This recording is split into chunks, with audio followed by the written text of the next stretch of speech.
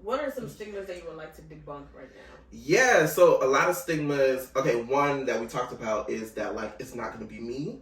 Like it's a certain type of person that is going to contract. This video is sponsored by Chocolate Skin by Rhina. As a dark-skinned woman, I've had to learn how to love my skin for what it is, and one of the ways that I practice self-love is through self-care. I think that natural products are the best ways or best products to use on your skin because they are healthy for your skin to make your skin glow, radiant, and subtle, which is why I trust Chocolate Skin by Rhina because they use all natural ingredients in their products. They have a variety of products such as their body butters, lotion bars, and they're launching their first ever body lotion in February of 2023. So go ahead and check out Chocolate Skin by Rhina, and also do not forget to magnify the beauty of your melanin. A lot of people feel like, oh, it's somebody who's super out there, super promiscuous. They're having sex with everybody, or they're having sex. They're very freaky, okay? So like those are a lot of stigmas around it, which is not the case. You could literally be in a committed relationship and your significant other be, doing whatever. You don't know. It only takes one time. Literally one time. Or you could just be having sex with somebody who generally doesn't know that they're positive. I think another one is that like you're gonna live a sickly life, or that you're like unclean, or a lot of dating apps and things like that. Like most people use the word like clean, positive, like to refer to their status, and so like a lot of it goes to like unclean if you are positive, like that kind of like you're dirty. And I know one of them is you can't have a family, like a normal family dynamic if you have it, and I know that's not true at all. Like, so that is a big stigma that you can't have a regular family, you can't have kids and all of that. And although I knew that that wasn't true because I had been very like educated on it because of my fear, so I've always did an education. When I found out,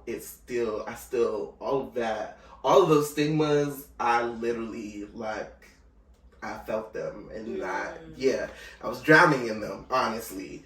And that's not the case. Like if you are undetectable, if you reach undetectable status, you're not able to pass it on to whoever you're having sex with. So if you're in a relationship, if you're married or whatever, if you're trying to have kids and you're undetectable, your partner will stay undetectable, and your kid will not have the virus. So that's nice. That's good to know. Because I didn't know that. I thought once you have that, once you have that condition, or once you're in that status, that's it. Everybody else who you get surrounded by or who you're intimate with will eventually catch it, or you pass it down to your kids and stuff like that. Yes, and I would say another one is like how it's contracted. Those are there's a lot of stigma around that, and then just like life after.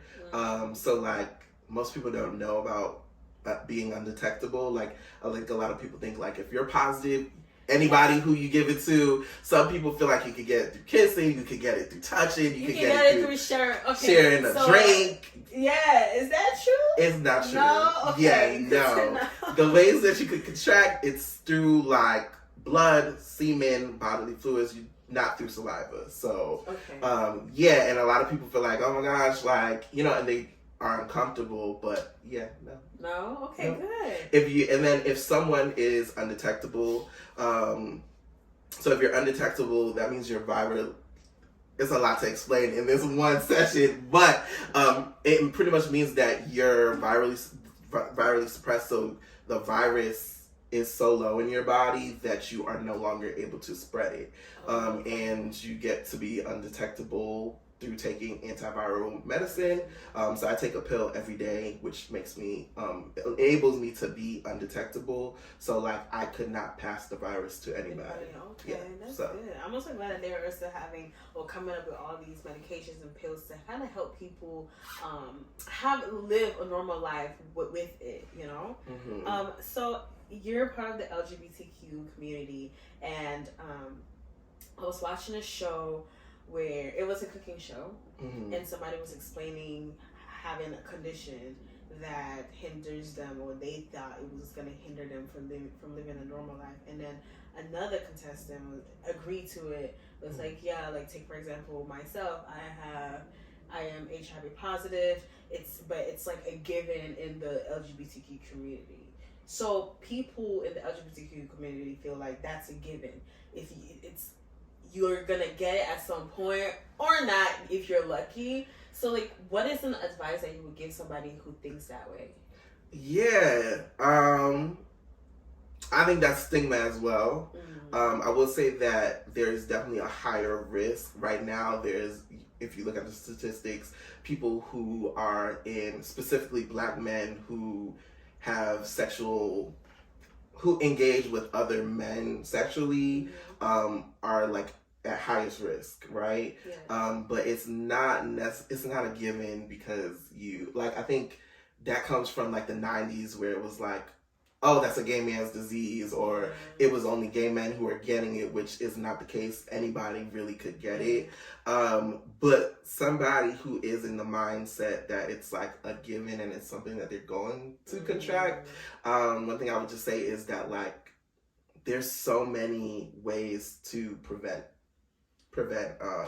contracting HIV. There's so many ways to protect yourself, and your sexual health is your responsibility, right?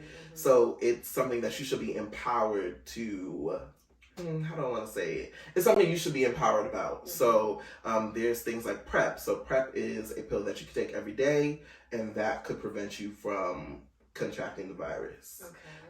There's also, of course, condoms. There's so many different, and I think one of the biggest ones is like having a conversation, and like before you engage with someone, which I wish this was like more regular and not weird, and it didn't have to be a thing, but like before you engage, like being able and feeling confident and comfortable saying like, hey, like when was the last time you got tested? Can we go get tested together? Yeah, like I wish that was a lot more normal now. Yeah. Because now when you ask people, oh, when was the last time you got tested? And they're offended. Like, do you think I have something? Like, you know what? You're suspicious. Do you have something? And it's like, whoa. Yeah. I'm just trying to see if, we're on the same page. Trying to be responsible for my sexual health. Exactly. Yeah. But people think that it's so bizarre to bring it up, and I think that it should be normalized. It should be normalized to have that initial conversation before even being intimate with someone. I get it, and a lot of us, especially to this culture, we're so into sneaky links and into. You better ask that sneaky link. You better ask. Okay. Listen, download that LabCorp app. Listen, ask for the receipts. Okay. Ask for the receipts before you engage in anything like that. And it's just for your own safety as well. Yeah, if you're sexually active, I would say PrEP is definitely something to consider. I started the process for PrEP so I found out in April. I started the process for PrEP in September the year before. And because I wasn't having raw sex, at that point I was dating somebody and I wasn't having sex at all. So I was like, oh, I don't need this because I'm not active, and then also like I'm not having raw sex, so I don't need this. But like literally, if I would have just, all I had to do was send in my insurance, and then I would have got my pills and everything, because you have to get tested and all that stuff. It's a whole process to get that PrEP pill? Yeah.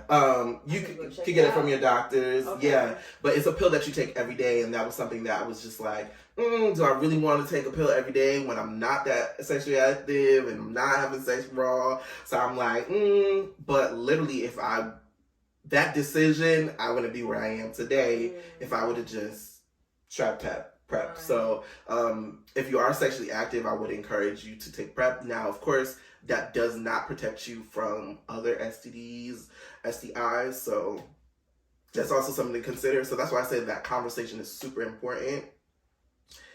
Whether you're having sex with one person, 10 people, 20 people, like just having those conversations, because you want to make sure that you're comfortable with the person that you're with. So, what are some measures that you've taken to live like a happy, normal life? Yes. So I'm going to say, like, everybody was telling me this. Oh, you can live a normal life. You can live a normal life. And like, it was almost getting me mad when they said this. How am I supposed to live a normal life when I have a disease that there is a virus? I'm sorry. I have a virus that there's no cure for. And you're saying I'm going to live a normal life. I didn't believe it. But you definitely can live a normal life. Some things that, of course, I started taking my medicine. So I take Biktarvy. I take it every day. It's 1 pill a day, and that keeps me virus suppressed. So I'm not able to pass the virus on to anybody.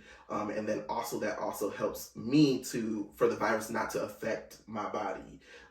So like what the virus does is it multiplies, and it affects your immune system. So taking this medicine, it then helps me to stay healthy and the virus not affect my body. So that's one. So definitely I would suggest getting on medicine. I also think that will help a lot with like the spread as well, because a lot of people, they're wary about the medicine and taking the pills and all that stuff, but that will help you to stay healthy for a long time.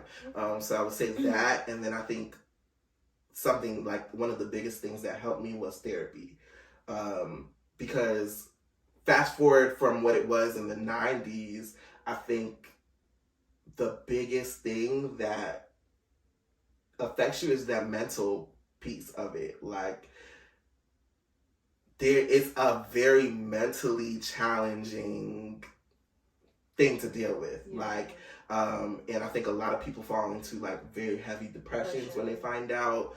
And then you're just there's all these thoughts that just be rushing. And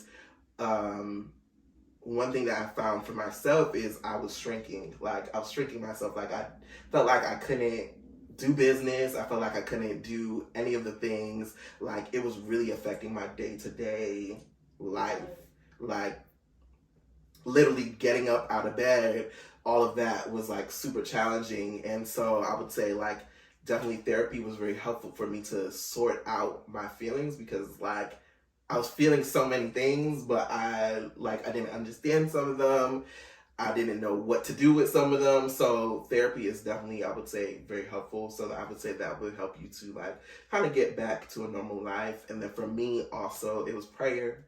Listen, like, baby, okay? If it wasn't for this prayer, okay, and the Holy Ghost, praise Him. If it wasn't for prayer and the Holy Ghost, literally, I don't think I would be comfortable. I think I still, like,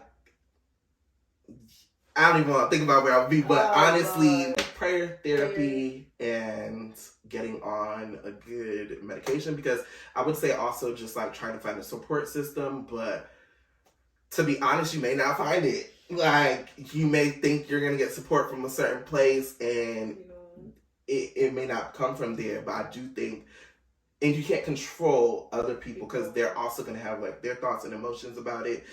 So for me, it was prayer, therapy, and being on medicine.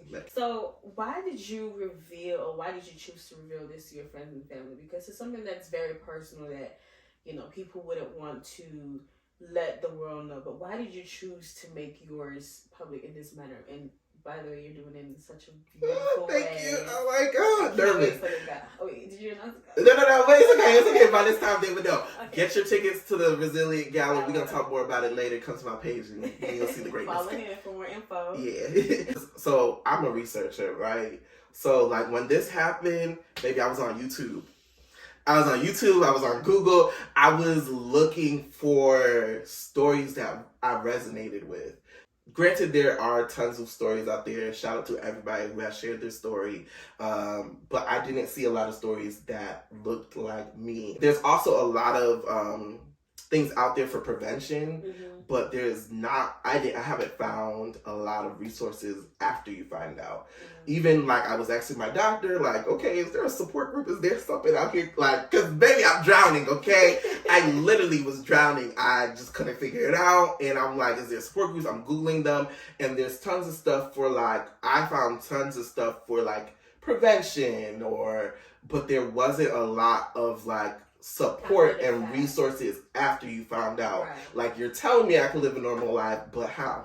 Right. I need that direction. But how? Like, what does tomorrow look like? And in that space, I could not see what tomorrow looked like. Right. And so I decided to share my story because even when it came to being comfortable with my sexuality, I've always felt like that was something that was purposed to help other people kind of sort out, have conversations about, and I didn't because I was ashamed. And so I was like, nah, this is not going to happen.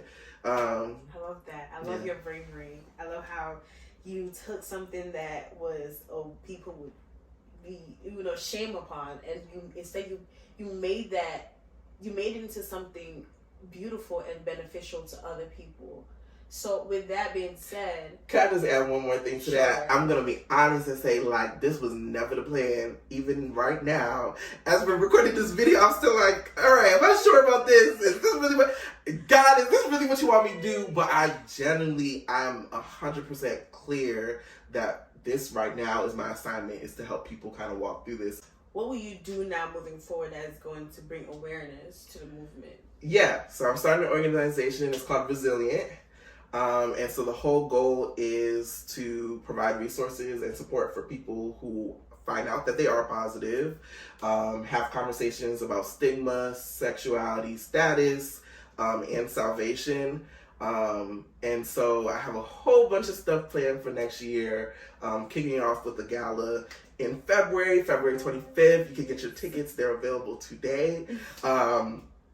I have a whole bunch of different things that I plan on doing this year to just like bring awareness, but also just to provide support for people who find out that they're positive. I love that. I love that you're using your story. You're using something that people will think it's bad. You're using it for, like you said, the glory of God, to helping other people get through this. Because when you were in that state, you felt like you were alone, kind of. That's what you were going through research, but even still, you could have just sat down and be like, well, I went through it alone and I'm going through it alone. I don't need to create a station for other people. But you're very selfless, and you're using your story to send a message and also help other people. So I really appreciate it and love that. I love that you're doing something like that. Yeah, the goal is to help people bounce back quicker. When you find out you're going to have to experience it, you're going to feel all the things, and that's some advice that I could give is like, feel all the things and like sit with it. Don't try to ignore it, like sit with it. But like, you got to bounce back, okay? The world is waiting. There's purpose on you, and the fact that you have breath, that means there's still more for you to offer. But if you're in that low space, it's kind of hard to even see that. So my goal is just to help people bounce back quicker. For me, it was a couple months, a very really hard couple months. But there's people who for years, they're not even able to even accept the fact that they are positive. And I think it's just because of all the stigma, lack of education. So the goal is to just help people bounce back quicker. Yeah. Well, thank you so much, Sean. Thank you so much for sharing your story and for being so vulnerable with us, and also making it so fun. Listen. I think you were going to shed a tear. Oh, no. There's no tears here. It's no sad stories over here. Listen. It's resilience, okay? Resilience. Yeah, there's no sad stories. Okay, yes, I wish I wasn't positive, but at the end of the day, this is what I like tell everybody. Like, there's two choices. You could sit, be depressed, and down in the dumps about it, or you could move on and live. Yeah, and I chose to move on and live, and yeah, I'm going to help other people do that too. Lemonade. That's right. Listen. Thank you guys so much for tuning in. If you think that he's debunked stigmas that you've had about this virus, please leave it in the comments below. And if you have any questions, as well, right? And also, don't forget to follow him on Instagram for the event and the gala and the organization that he's starting for more information. And of course, don't forget to follow me and subscribe to this channel for more interesting content like this one. And I will see you guys in my next video. Bye.